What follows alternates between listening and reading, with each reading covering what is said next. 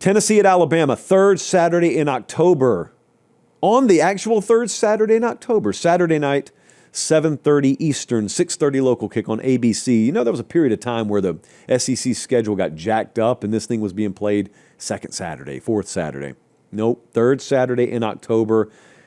Both, I believe, both you.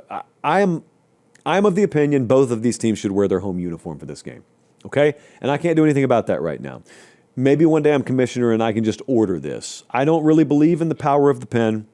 Okay, I believe that the people should have the final say, except with this, because I think both fan bases would want it. And I can't do anything about this weekend, but I really wish we could just see the crimson and the orange, no matter which venue they play this game in. Anyway, that's down the road a little ways. As for Saturday, keep in mind, Alabama goes to Missouri, they win the other day. Have you listened to a lot of the noise that's come out of Tuscaloosa since then? Have you listened to Ryan Grubb talk and Ty Simpson talk? I think they accurately have expressed how much meat they believe was left on the bone, how much specifically in the passing game they could have done in addition to what they did. And I believe that. I actually thought one of the biggest mismatches that should have existed in that game was Bama's wide receiver core versus Missouri's secondary. They made some plays, but it was not a glaring mismatch. Buddy, you want to talk about a glaring mismatch on paper? Check out Bama's wide receiver core versus Tennessee's secondary. This is the number 15 passing offense in the country versus a pass defense in the 120s. Number 18 in explosive passes versus a defense in the 120s in that category as well. So, once again, we arrive at this strange spot where it looks like Bama should be able to rip them. If I think they got the best quarterback in the country, or at least one of them in Ty Simpson, which I do, if I think they got one of the best receiving cores in the country, which I do, there should be a lot of plays to be made here.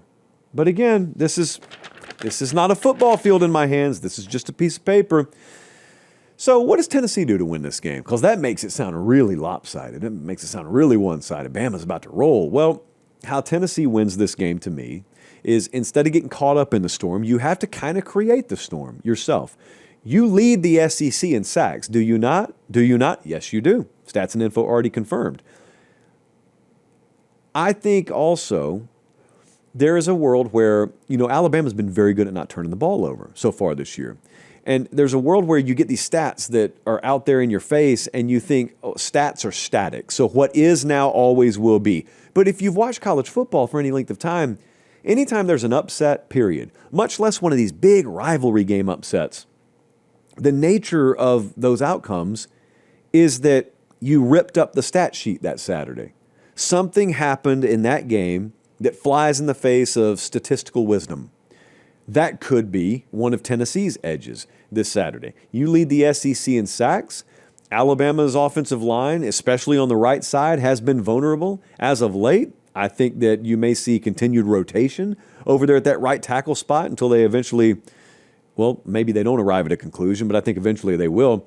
Three defensive touchdowns in the last 6 games, number 2 in takeaways. The folks over at VolQuest did a great job of just bunching a lot of these stat profiles together to make the case for Tennessee. I happen to agree with it. That's why I tossed it in the show. So, yeah, Bama's only lost 2 turnovers all year. They could lose 2 in the first half Saturday, for all I know. That's one thing that needs to happen for Tennessee. The other one is, let's say that doesn't happen. Let's say the game is not going to be fundamentally decided by turnovers or big special teams plays, and you just got to trade punches with Alabama in a conventional way. You got to control the game on the ground. We'll get back to the video 1 second. Do me one quick favor. Look down. Make sure you're subscribed. Most of you are. If you're not, please do so. It's the way we keep the channel free, we keep the videos coming, and we get to do college football year-round as God intended. All right, as promised, back to the video. That's your other path here. Tennessee has a top 25 rushing offense right now, and Alabama is in the 90s in run defense. Now, if you've watched Bama games, you may think, man, I knew they weren't elite, but they haven't felt that bad. Well, that's because it hasn't been 6-yard run, 8-yard run, 7-yard run. What it's been is a lot of manageable stuff and boom, explosive, 50 yards. They are 116th in explosive runs allowed. That's what's bitten Alabama. So if you can rip some of those off, and especially if you can mix tempo in, which Josh Heupel does very effectively. There were a lot of times last year in this game where Tennessee won the game, but there were a lot of times, albeit with Nico at quarterback, where I thought they schemed guys open very well, and the guy just overthrew them. They still did enough to win. I thought Tennessee left a lot on the table last year. So the other thing with Alabama is we don't know the status of Jam Miller. Jam Miller had to leave the game last week. He's dealing with a concussion protocol this week, so that's kind of in the hands of doctors. And if he's not able to go, or if he's less than 100%, what does that possible lack of balance do? Because Bama hasn't had statistical balance all year. Like they have seldom topped 100 yards on the ground with a tailback. I think they've done it once. But even if that's not right, they have not run the ball statistically effectively. What they have done is they've stayed committed to the run because Jam Miller is enough of a threat that the defense has to respect it.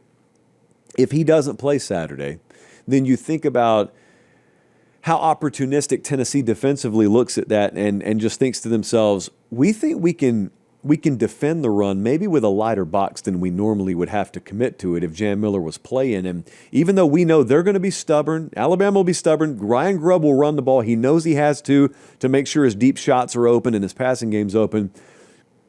We're not going to get baited by that.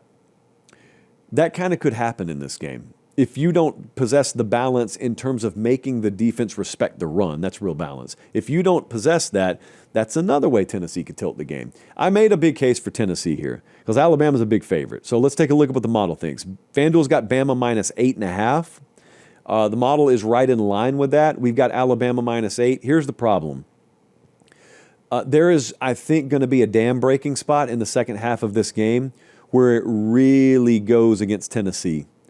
Early on, I don't think that's going to be the case, but there are too many big plays to be made, and I know good and well there's an emphasis in that building down there in Tuscaloosa this week about what the strength of that offense is, how underutilized some of the elements of that passing game have been, and you just drool all over your play sheet looking at what you got coming in terms of Tennessee secondary.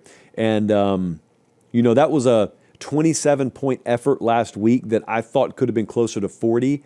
I think this week's effort will be closer to 40, and I think it'll be too much for Tennessee. So I'm going to take Alabama to win. I will actually lay the number here. I do think Alabama's going to win the game by double digits.